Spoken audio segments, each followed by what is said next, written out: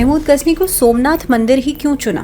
क्योंकि उसको लगता था कि यहाँ पे अगर चोट पहुँचाएंगे और इन सब प्रसिद्ध मंदिरों को अगर ध्वस्त करेंगे तो ये तमाम जितने सारे सनातन धर्म मानने वाले जितने लोग हैं वो मतलब कि आसानी से इस्लाम धर्म एक्सेप्ट कर लेंगे। जब महमूद गजनी के अटैक्स के बाद की क्या स्थिति थी और मोहम्मद गौरी का जब इन्वेड हुआ उस समय की क्या स्थिति थी?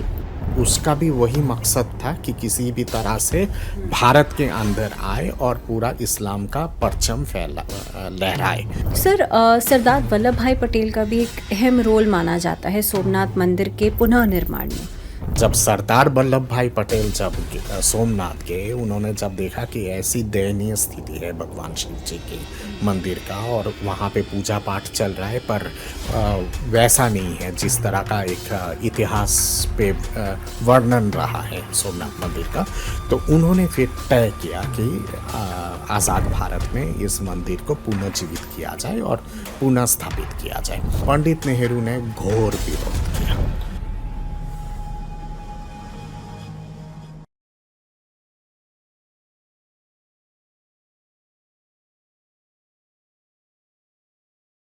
सोमनाथ मंदिर क्योंकि पहला ज्योतिर्लिंग भी है, लेकिन फिर भी महमूद गजनी को सोमनाथ मंदिर ही क्यों चुना अटैक करने वो के लिए? इसलिए क्योंकि तब भारत में तो मंदिरों की तो कमी नहीं है, हम्म। लाखों में मंदिरें हाँ। हैं। पर महमूद ने जानबूझ के ऐसे मंदिरों को टारगेट किया जो या तो फिर शक्तिपीठ या अच्छा। तो भगवान किशन का जन्म स्थान वगैरह हम्म। या तो फिर भगवान शिव का आस्था का केंद्र, हम्म। क्योंकि उसको लगता था कि यहाँ पे अगर चोट पहुंचाएंगे और इन सब प्रसिद्ध मंदिरों को अगर ध्वस्त करेंगे तो ये तमाम जितने सारे सनातन धर्म मानने वाले जितने लोग हैं वो मतलब कि आसानी से इस्लाम धर्म एक्सेप्ट कर ले। एक्सेप्ट कर लेंगे। तो अच्छा। मकसद वही था, उसी के चलते उसने वो किया और यानी इसीलिए कि सिर्फ लूट मकसद नहीं था, यहाँ नहीं पे नहीं आस्था को ही चोट चोट पहुंचाना मकसद। चोट पहुंचाना मकसद था और इसीलिए शुरुआत में ही आपके जो मुल्तान के जो सूर्य मंदिर है, जो हम्म। प्रसिद्ध सूर्य मंदिर था, हाँ। उसको उसने ध्वस्त किया क्योंकि वो आस्था का केंद्र था। फिर आपके थानेश्वर कांगड़ा में लूट मचाना, ध्वस्त करना आस्था का केंद्र क्योंकि शक्ति का स्थान है हम्म। माँ दुर्गा का। हम्म। फिर आपके मथुरा पे आक्रमण करना क्योंकि भगवान किशन से जुड़ा हुआ है मथुरा, वृंदावन और आपके गोकुल वगैरह, हम्म। तो वहां पे आस्था का केंद्र को उसने ध्वस्त किया। उसके बाद जब राजस्थान की तरफ जब आए तो राजस्थान में तमाम जितने सारे प्रसिद्ध जितने सारे मंदिर हैं जो आस्था का केंद्र रहा है, चाहे वो चित्तौड़ हो चाहे वो दूसरे जगह हो, वहां पे एक एक करके उसने ध्वस्त किया ताकि आस्था पे चोट पहुंचाए। गुजरात पे जाने का भी मेन मकसद यही था क्योंकि सोमनाथ मंदिर पूरे दुनिया में प्रसिद्ध था। हम्म। आपने रिचेस के चलते, आपने आस्था के चलते और लाखों में हिंदू आते थे वहां पे हम्म। शिव जी के पूजा करने के लिए, हम्म। तो इसलिए सोमनाथ को उसने ध्वस्त किया। सही। अब बात यहाँ पे आती है कि तो 17 बार महमूद ने आक्रमण किया भारत के ऊपर। हम्म। अंतिम आक्रमण जो उसका था सोमनाथ के 1.5 साल बाद, अंतिम आक्रमण जब उसने किया वो इसलिए किया था क्योंकि ये जो भील कबीले के जितने लोग हैं जो राजस्थान, सिंध और भावलपुर और वेस्ट पंजाब में जिन्होंने नाक में दम कर दिया था, जिन्होंने लूटा भी था। हाँ लूटा भी था और हम्म। महमूद के नाक पे दम कर दिया था और हम्म। महमूद किसी तरह से अपना जान बचा के भागे थे, हम्म। तो उनके ऊपर खुंदक के चलते ताकि उनको सबक सिखाया जाए, वो अच्छा। अंतिम उसकी एक और आक्रमण था। अच्छा। उसके बाद और फिर उसने भारत के ऊपर आक्रमण नहीं किया क्योंकि अफगानिस्तान में ही जिस तरह से टकरार लगातार हो रहा था और हम्म। हिंदू शाही किंगडम के साथ आनंद पाल के जो वंश के जो लोग थे, जो आनंद पाल के जगह पे जिन लोगों ने साम्राज्य संभाला था, हम्म। अफगानिस्तान तो चला गया था पर इस तरफ तो था चित्रल वगैरह और आपके लाहौर और ये सारे इलाके जो है वो तब भी हिंदू शाही किंगडम के कंट्रोल में ही था। और इस तरह की परिस्थिति वहां पे चलती रही अफगानिस्तान पे क्योंकि अफगानिस्तान को धर्म परिवर्तित 100% एक बार के आक्रमण पे नहीं हुआ। अच्छा। अफ़गानिस्तान के साथ जो इतिहास है, जो आपके अरबों के साथ जो टकरार है वहाँ के स्थानीय लोगों का, हुँ, वो कम से कम 200 साल तक जंग चला। इट स्टार्टेड फ्रॉम 650 के आसपास से हुँ, और वो 12वीं शताब्दी तक जाके ये जंग चलता रहा। मतलब 250-300 साल का पूरा जंग रहा और फिर जाके मोहम्मद गोरी जब वहाँ के सुल्तान बने तब जाके फाइनली पूरा कब्जा कर पाए। तो सर महमूद गज़नी के बाद क्योंकि ज़ाहिर-सी बात है जो सनातन है वो तो शाश्वत है। आस्था को तोड़ने की कोशिश ज़रूर की गई लेकिन जब महमूद गज़नी के अटैक्स के बाद की क्या स्थिति थी? और मोहम्मद गौरी का जब इन्वेड हुआ, उस समय की क्या स्थिति थी? मोहम्मद गौरी ने कहाँ अटैक किया? देखिए, मोहम्मद गौरी की जहाँ बात आती है, मोहम्मद गौरी और महमूद गज़नी के बीच में जो अंतरकाल है, वो लगभग 200 साल का है। Mahmud of Ghazni was in 726-27 के आसपास से मतलब कि गजनी का किंगडम का शुरुआत हुआ था। महमूद ऑफ गजनी ने 8वीं शताब्दी में भारत पे आक्रमण किए थे। उससे पहले उनके फादर वगैरह थे और Mohammad Ghori was in the 12th century. अब जैसे मैंने कहा कि टकरार लगातार चलता रहा तो सदर्न अफ़गानिस्तान, वेस्टर्न अफ़गानिस्तान पे शुरुआत में इस्लाम का दबदबा बनाया इन लोगों ने 150-200 साल में लगातार संघर्ष के बाद। उसके बाद आपके वेस्टर्न अफ़गानिस्तान और ईस्टर्न अफ़गानिस्तान, ये जो काबुल हो गया, जलालाबाद हो गया, ये तमाम जितने सारे एरिया हैं, उन सब पे अंत में जाके इन लोगों ने कब्जा किया और वो लगभग 11वीं सदी 12वीं सदी के आसपास। और जब फाइनली जब कब्जा हुआ अफगानिस्तान पे, फाइनल कब्जा करने के बाद फिर मोहम्मद गौरी जो है वो घोर जो जगह है घोर के थे, वो इसलिए घोरी है। और उसकी जो सनातनी नाम है घोर का, वो है घोरबंद। तो घोरबंद से और घोर के लोग गौरी। तो मोहम्मद गोरी वहाँ पे उसने फिर सुल्तान होके घोर से वो अपना साम्राज्य फैलाना शुरू किया।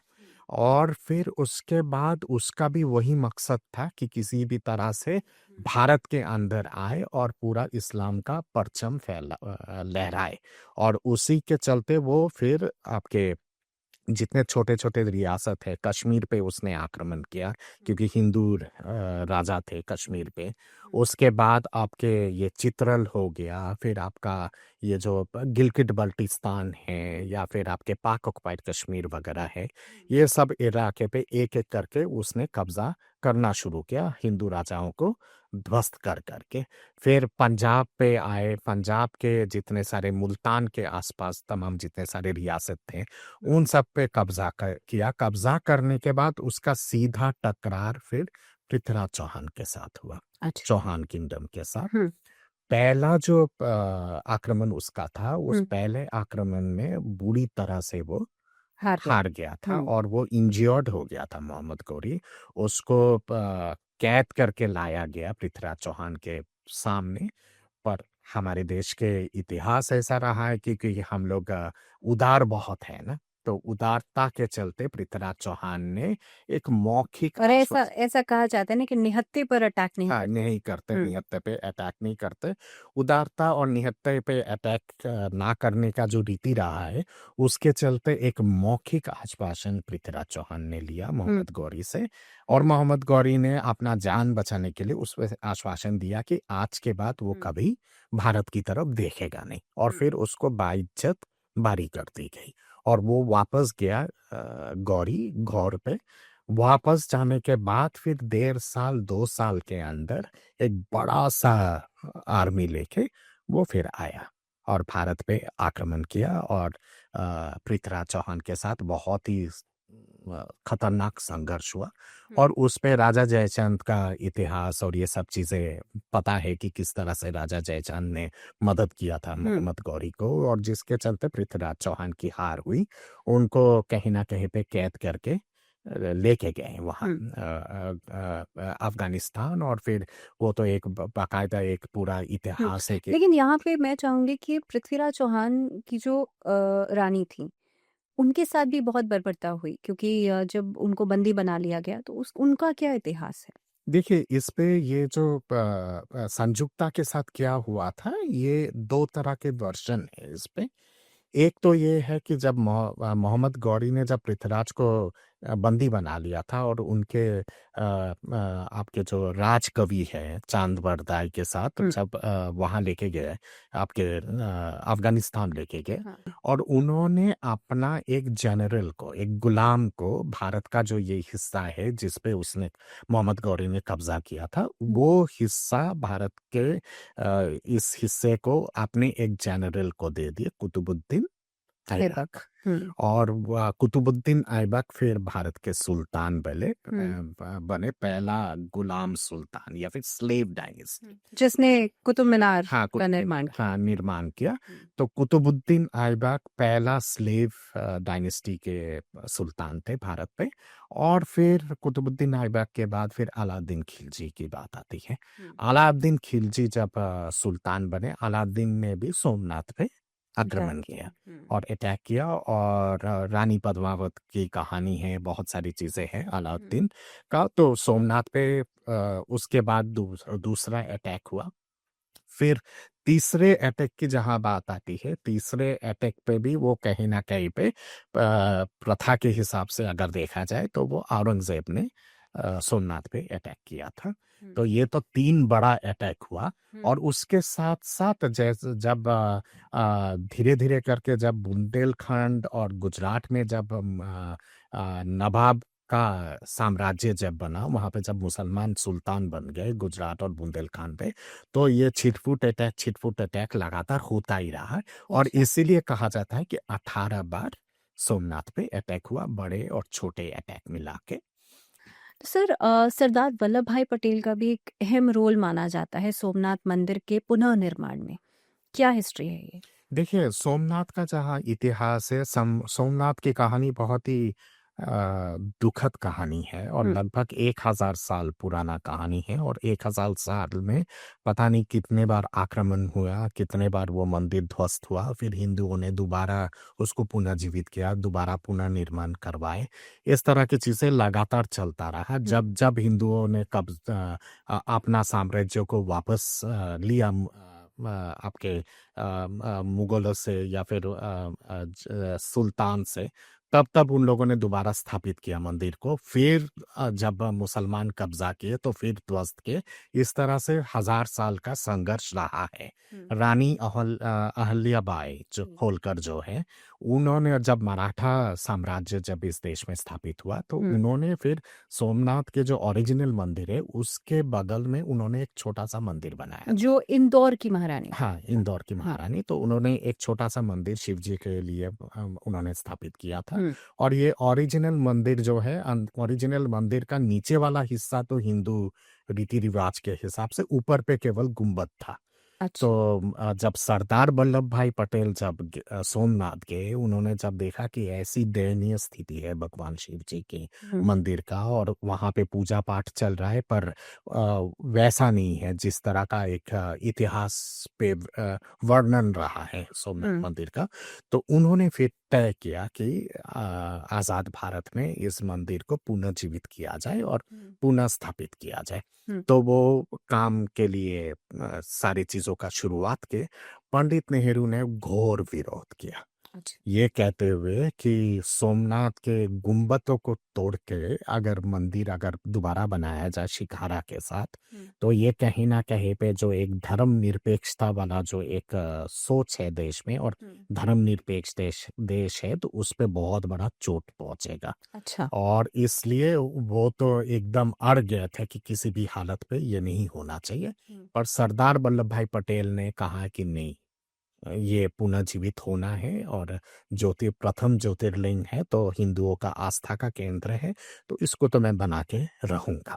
हुँ। और सरदार पटेल जी फिर काम के लिए इजाज़त दी और शुरुआत हुई। हुँ। पर बीच में सरदार पटेल जी का देहांत हो जाता है और वो अधूरा रहता है काम। तो के मुंशी वगैरह उन लोगों ने फिर वो अधूरा काम को पूरा किया। 1951 में जाके ये मंदिर कंप्लीट हुआ। तो डॉक्टर राजेंद्र प्रसाद जी हमारे देश के प्रथम राष्ट्रपति, उन्होंने इच्छा जारी किया कि इस मंदिर का शिलान्यास और पहला पूजा उद्घाटन समारोह का पूजा वो जाके करेंगे, डॉक्टर राजेंद्र प्रसाद जी। पंडित नेहरू एकदम बिल्कुल नाराज हो गए इस पे, और उन्होंने कहा है कि भारत के राष्ट्रपति होने के नाते आप कतई नहीं कर सकते हैं इस तरह की चीजें, और ये अगर करेंगे तो पूरी दुनिया में बहुत गलत मैसेज जाएगा, तो इसके लिए आपको अनुमति नहीं है। पर डॉक्टर राजेंद्र प्रसाद जी ने वीटो किया पंडित नेहरू की बात को, और उन्होंने कहा कि कुछ भी हो जाए मैं तो शिलान्यास जरूर करूंगा, और मूर्तियों को भी स्थापित मैं ही करवाऊंगा, और इसका जय जयकार से उद्घोष होगा हर महादेव के उद्घोष के साथ। तो राजेंद्र प्रसाद जी के जाके उन्होंने पूरा शिलान्यास करवाए और धूमधाम से उद्घाटन हुआ। और उसके चलते पंडित नेहरू को इतना ज़्यादा पर्सनली वो इतना ज़्यादा नाराज़ हुए इस चीज़ को लेके कि वो इस चीज़ को कभी भूल नहीं पाए। और कहावत ये है कि उसके बाद जब राजेंद्र प्रसाद जी की जैसे ही उनका टेन्योर ख़त्म होने के बाद उनको एक बग्गी में बिठा के पटना भेज दिए थे पंडित नेहरू। और सांस की बीमारी थी राजेंद्र प्रसाद जी की, तो पटना के जो मेडिकल कॉलेज है वहाँ से वो नेबुलाइजर लेते थे राजेंद्र प्रसाद जी। पर लोगों का आरोप ये है कि पंडित नेहरू ने शायद नेबुलाइजर का भी अरेंजमेंट बंद करवा दिए थे, और उसके चलते फिर मतलब कि राजेंद्र प्रसाद जी का हौले हौले करके वो उन्होंने अपना सांस छोड़ा और फिर उनकी मौत हो गई। तो ये तो सिलसिलावर ये सारे कहानी है। आप माननीय प्रधानमंत्री जी ने जो अभी हाल फिलहाल उन्होंने जो उद्घाटन किया है इस मंदिर का, इसलिए क्योंकि किए हैं क्योंकि ये 1000 साल का संघर्ष की कहानी है, और 1000 साल संघर्ष की कहानी है, इतिहास है, और कितने लोगों ने बलिदान दिया है इस मंदिर को बचा के रखने के लिए, और हर युग में हर शताब्दी में संघर्ष हुआ है। तो ये कहीं ना कहीं पे भारत के जो सनातनी इतिहास का जो एक इतिहास रहा है आक्रांताओं के साथ, उसकी एक बहुत बड़ी कहानी है, और उसी का एक प्रतिबिंब है ये। और मैं तो मुझे दुख इस बात की होती है और अफसोस इस बात की होती है कि काश राजा जयपाल की जो वो मरने के समय जो उन्होंने जो वीरगति जब प्राप्त हुए थे, उन्होंने जो कहा था कि आज तो कबूल हाथ से चला गया, कल को गंगा के जो प्राण थे वो भी आक्रांताओं के हाथ में लगेगा। उस समय अगर हमारे देश के तमाम राजपूत जितने सारे रियासत हैं, वो लोग अगर उनका ये गुहार अगर सुन लिए होते राजा आनंद पाल का, और अगर लामबंद होके अगर सब अगर चढ़ाई करते आपके अरब आक्रांताओं के विरोध में अफगानिस्तान में, तो शायद अफगानिस्तान का भी ऐसा दयनीय इतिहास नहीं होता, और उसके साथ साथ ना ही पाकिस्तान वगैरह का भी ऐसे दयनीय इतिहास होता। दुर्भाग्यपूर्ण यही कहना पड़ता है कि यूनिटी नहीं रही है, जिसके चलते जो अफगानिस्तान जो सनातनी था, उज़्बेकिस्तान जो सनातनी था, कश्मीर जो सनातनी था, या फिर पाकिस्तान जो सनातनी था, वो सब के सब एक-एक करके भारत के हाथ से सनातनी इतिहास से बाहर हो गए। राजा दाहिर ने भी यही कहा था जब मोहम्मद बिन कासिम ने जब उनको जब तकरार जब हो रहा था और जब जंग चल रहा था, उन्होंने भी अपील किया था राजपूत किंगडम्स को, राजा दाहिर ने, कि मदद पहुंचाइएगा, और मदद पहुंचा के लामबंद होके ये मोहम्मद बिन कासिम और इनके जितने सारे लुटेरे सेना है, इनको भारत के बलूचिस्तान के उस पार भेजते हैं भगा के, मतलब कि ईरान के बॉर्डर के उस पार। तो दो जगह पे ऐतिहासिक भूल हुई है, एक तो सिंध के राजा दाहिर का गुहार को लेके, दूसरा ये राजा आनंद पाल के गुहार को लेके। ये दोनों चीज़ें अगर उस दौरान अगर हम लोग अगर हमारे जो पूर्वज हैं वो लोग अगर इस चीज़ को अगर माने होते और लामबंदी अगर हो गई होती, तो मजाल नहीं था कि 10,000 20,000 सेना लेके भारत के ऊपर कब्जा करते। लेकिन सर इसीलिए कहा जाता है ना कि जो सनातन है वो शाश्वत है, क्योंकि हजार सालों के संघर्ष के बावजूद भी आज की तारीख में देखा जाए तो सोमनाथ मंदिर अपनी आस्था का केंद्र है। आज भी लाखों श्रद्धालु जाते हैं सोमनाथ मंदिर के दर्शन करने के लिए, और ये इस बात का प्रमाण ही है कि चाहे कितने भी प्रहार किए हों लेकिन उसके बावजूद भी आस्था अडिग है। बिल्कुल, और आस्था अडिग रहा इसीलिए सोमनाथ जीवित है, जी। और आस्था अडिग रहा इसलिए नैना देवी जीवित है, हम्म। इसलिए कृष्ण जन्म स्थान जीवित है, इसलिए जी। राम जन्मभूमि जीवित है। अगर आस्था अगर अडिग नहीं रहता और अटल अगर नहीं रहता तो बहुत पहले इतिहास के मिट्टी में खत्म करके मिला दिया जाता, जैसे पर्शिया के साथ हुआ है, जी। ईरान के साथ जो हुआ है, या फिर सेंट्रल एशिया के साथ जो हुआ है, ये उज़्बेकिस्तान, किर्गिस्तान, तुर्कमेनिस्तान वगैरह, इन जी। सब के साथ आस्था इतना अटल था जिसके चलते लगातार 800 साल के गुलामी के इतिहास के बावजूद भी भारत आज भी सनातनी आस्था पे टिकित है। वो इसलिए क्योंकि इतना ज़्यादा रेजिलियंस रहा है जी। चीज़ों को लेके, और मैं समझता हूँ कि सोमनाथ तो एक प्रतिबिंब है इस चीज़ का, और इस तरह के बहुत सारे केंद्र हैं हम्म। चाहे पूरे भारत के अंदर। ढाकेश्वरी बांग्लादेश में, वो भी तकरार इसी तरह से रहा।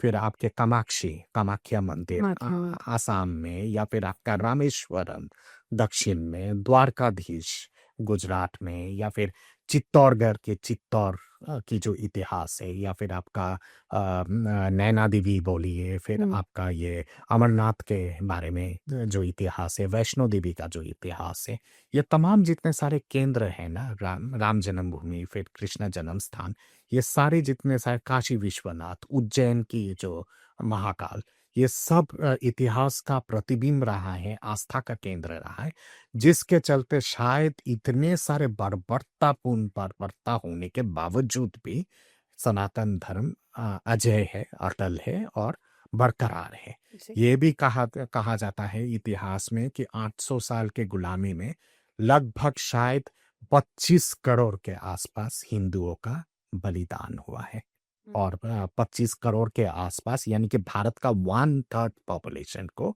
या फिर 1/4 पॉपुलेशन को मिटा दिया गया था आक्रांताओं के माध्यम से।